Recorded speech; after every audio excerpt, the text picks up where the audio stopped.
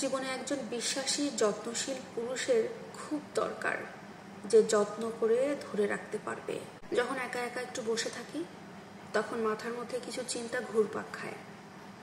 এই যে কিছু প্রিয় মানুষ আরেকজনকে ছেড়ে দূরে চলে যায়, এই যে তারা চলে যায়, তাদের আসলে লাভটা কি হয় বলুন তো? আমি না কিছুতেই বুঝি না। এই ধরেন আপনাদেরকে আমাকে দিয়ে একটা উদাহরণ দিই।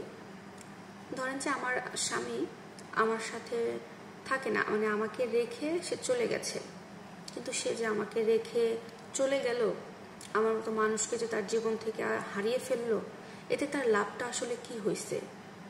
সে কি আমার কাছ থেকে দূরে চলে গিয়ে অন্য কোথাও খুব ভালো থাকতে পারবে? ভালো আছে? আমার তো মনে হয় না যে ভালো থাকা যায়। আমাকে ধোকা দিয়ে, আমাকে ঠকিয়ে সে যে আমার কাছ থেকে চলে গিয়ে অন্য কারোর কাছে সুখে সংসার করতে চাচ্ছে, সেখানে গিয়ে যদি সে আমার থেকেও খারাপ কিছু পায়, তাহলে তার কি লাভ হলো? তার তো সুখে থাকা হবে না। আমিও হয়তো তাকে মন থেকে কখনো কোনো দিন ক্ষমা করতে পারবো না। আসলে সত্যি এটাই, আপনি মুখে যতই বলেন আপনাকে যে ছেড়ে চলে গেছে, তোমাকে আমি ক্ষমা করে দিলাম, তোমার প্রতি আমার কোনো রাগ অভিমান কিছু নাই, কিন্তু এটা তো বাস্তব না। বাস্তবতা এটাই যে আপনি কখনো ক্ষমা করতে পারবেন না, আমি তো পারবো না কখনো। আসলে ক্ষমা করা যায় না। আমি একটা মেয়ে হিসেবে বেশ ভালো টাকা ইনকাম করি। এখনকার বর্তমান যুগে কিন্তু একটা পুরুষ মানুষও একটা সংসার চালাইতে বেশ ভালো হিমশিম খায়। সেই তুলনায় আমি একটা নারী হিসেবে ভালো বেতনের একটা চাকরি করি, আলহামদুলিল্লাহ।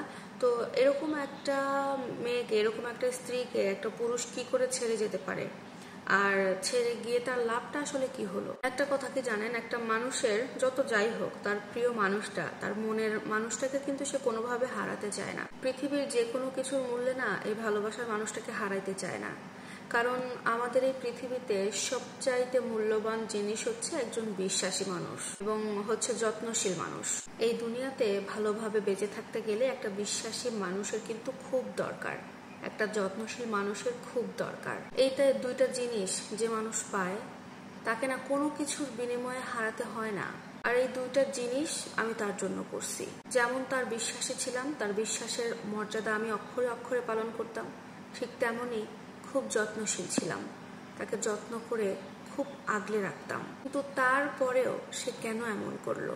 অনেকেই খুব সহজেই বলে ফেলে, যখন একটা মানুষ কারোর কাছ থেকে চলে যায়, খুব সহজে তাকে বলা যায়, যা হয়েছে হয়েছে, এখন নিজে একটা নতুন জীবন শুরু করো, জীবনটা তো কত পড়ে আছে, এভাবে সময়টা নষ্ট করো না। কিন্তু আপনারাই বলেন তো, এত সহজ একটা জীবনের যাওয়া এত সহজ? নতুন করে একটা জীবন শুরু করা কি এতই সহজ?